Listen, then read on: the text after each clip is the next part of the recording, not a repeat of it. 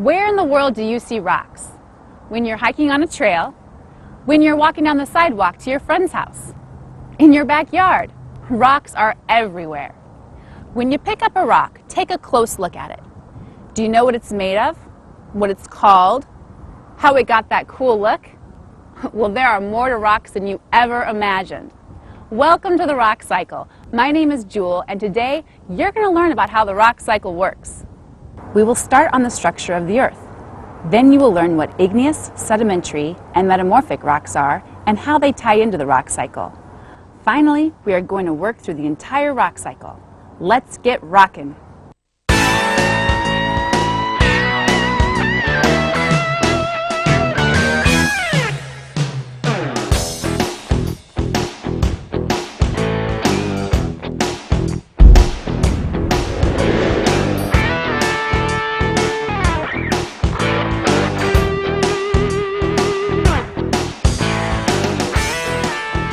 The rock cycle is the largest cycle on Earth. It is constantly moving, churning new rocks from old.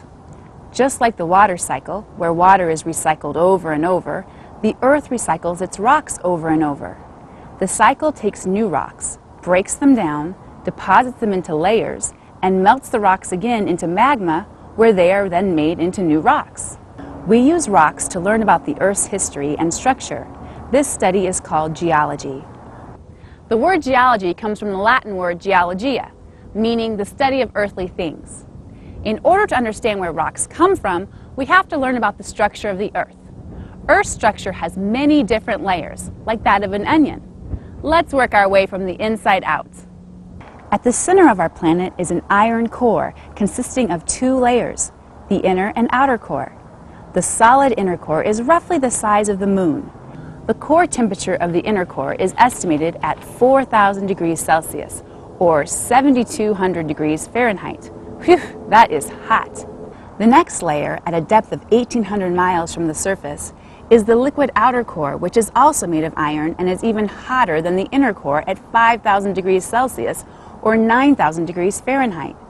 This outer core is made of slowly churning iron. As a result, the Earth has a magnetic field that protects us from harmful radiation and particles. The layer covering the outer core is the mantle, which takes up 70% of the Earth's volume. The mantle is made of solid rock and is very hot, near the melting point of rocks, which is about 1,800 degrees Fahrenheit. It is constantly circulating like a liquid, but thicker and a lot slower, like wet cement. The outermost layer is the crust.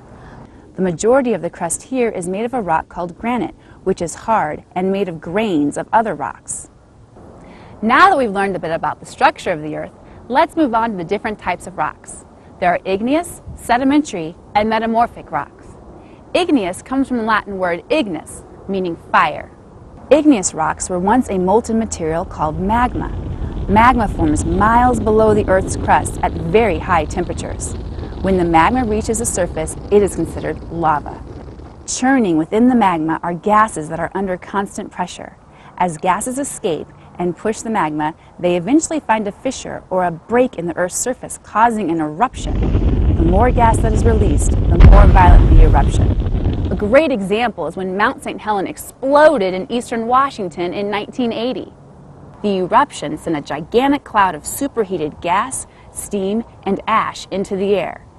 Deep down below the surface, the pressure inside the trapped gases got so powerful that when the pressure finally had an escape route, it blew the side of the mountain clean off. Now that is pressure. Hey, let's visit one of our good friends, Roy Schieser. He's a geologist at Gilbert High School, and he is going to talk about igneous rocks. This is a piece of granite.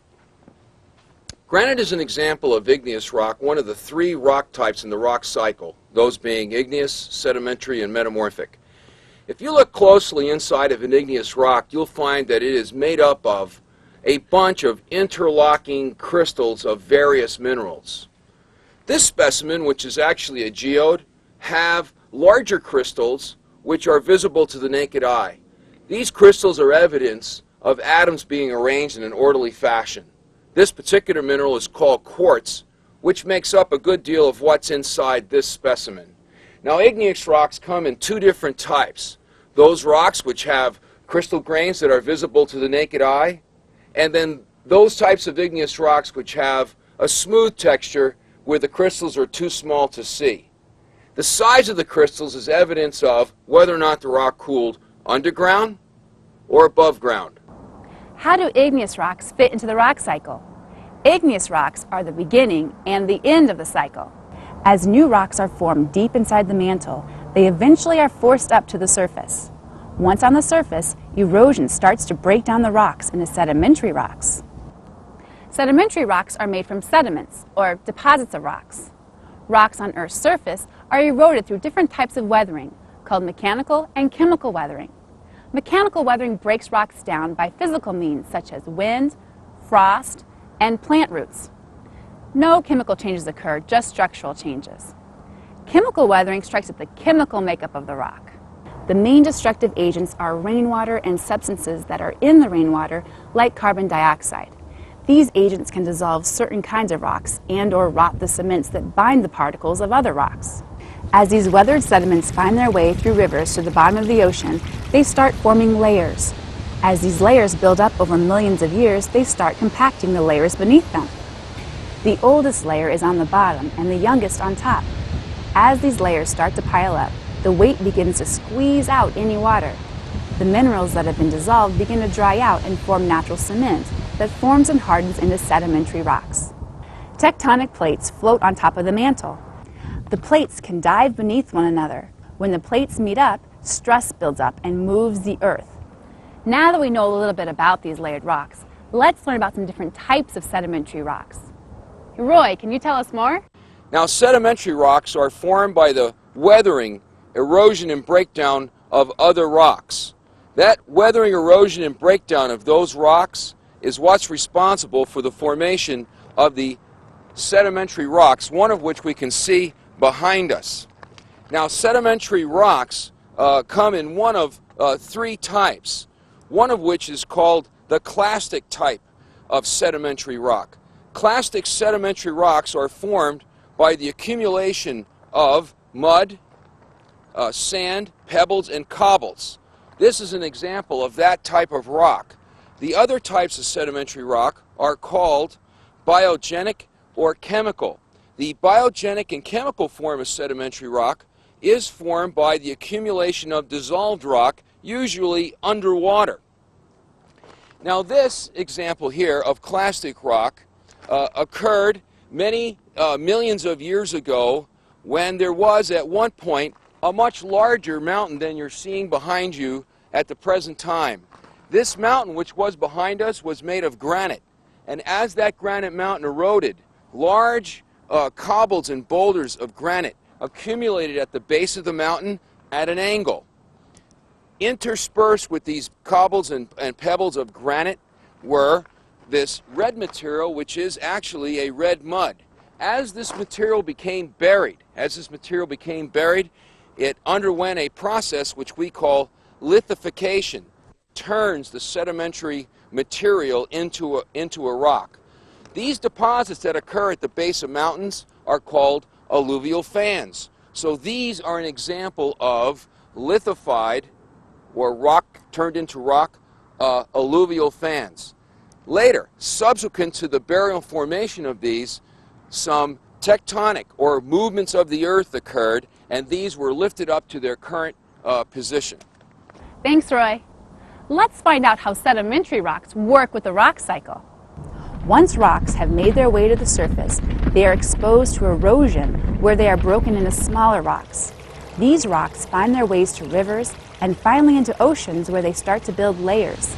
As time passes, these layers are pushed downward into the mantle where they are exposed to heat and pressure, transforming them into metamorphic rocks. Let's move on to the final type of rock, which is metamorphic rock. Metamorphic means change in form by heat and pressure. When you break down the word, meta means change, and morphic means body or form. Igneous, sedimentary, and other metamorphic rocks can all be changed into new metamorphic rocks. Hey Roy, can you tell us how metamorphic rocks are created? Sure, Jewel. Here we are in an excellent location where you can see examples of metamorphic rock, one of the three rock types in the rock cycle. Remember, the three rock types are igneous, sedimentary, and metamorphic. This rock I'm standing on is a very good example of metamorphic rock. These kinds of rock are formed when other rocks are subjected to heat and pressure, and they change, giving us the word metamorphic, which means meta, to change, and morph, form, change in form. There are two types of metamorphic rocks, one type called non-foliated and the other type called foliated. We give these rocks these names to indicate whether or not the rocks have got a grain in them, sort of like wood. Non-foliated rocks, metamorphic non-foliated rocks, do not have this type of grain in them, whereas foliated metamorphic rocks have a grain to them, sort of like wood. This is an excellent example of a foliated metamorphic rock. When you look at this rock, what you see is that inside the rock, the mineral grains themselves, due to the heat and pressure that's changed the rock, have aligned themselves in a particular direction, just like the grain of a piece of wood. This particular type of foliated metamorphic rock is called a gneiss. Thanks, Roy. Metamorphic rock is the last stage to the rock cycle. As sedimentary rocks start making their way into the mantle, they are exposed to heat and pressure. As heat and pressure start to increase, the rock melts and starts to mix with the magma. Once the pressurized gases inside the magma are released, the magma makes its way to the surface and cools as new igneous rocks, thus completing the cycle. That's pretty cool. Let's work our way through the entire rock cycle now that we've learned about igneous, sedimentary, and metamorphic rocks. New igneous rocks begin their formation deep in the earth. Eventually, they make their way as magma to the surface through uprising gases that are under pressure. These rocks are then exposed to erosion, which breaks them down. Once they break apart, the rocks are pulled down slopes by gravity into rivers. Here they are transformed into mud, sand, and gravel and carried out to sea. Once in the ocean, the rocks are deposited into layers. As these layers build up over millions of years, the increased weight compresses the older layers. Water is then squeezed out and natural cement forms to create sedimentary rock. As the earth moves or adjusts, these layers compress using heat and pressure, changing it to a metamorphic rock. The deeper the rock is, the more heat and pressure is applied to the rock. This means the rate of change or metamorphism increases also. When the heat gets too extreme, rock will melt and form molten magma. When magma surfaces and cools, it forms new igneous rocks, thus completing one cycle of the rock cycle. But rocks sometimes don't follow this cycle exactly. For example, igneous rocks, especially platonic or intrusive rocks like granite, might be directly changed by heat and pressure instead of being eroded down into sedimentary rock. Sedimentary rocks might be weathered down again and redeposited to make new sedimentary rock.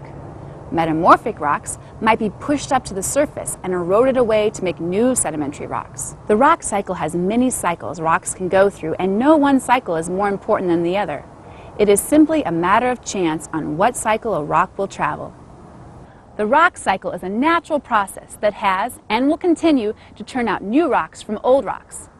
Earth has many cycles, but the rock cycle is the largest. Without it, the Earth would never change.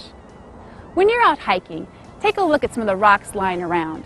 You will amaze your friends with your knowledge of igneous, sedimentary, and metamorphic rocks. Have fun exploring Earth's playground.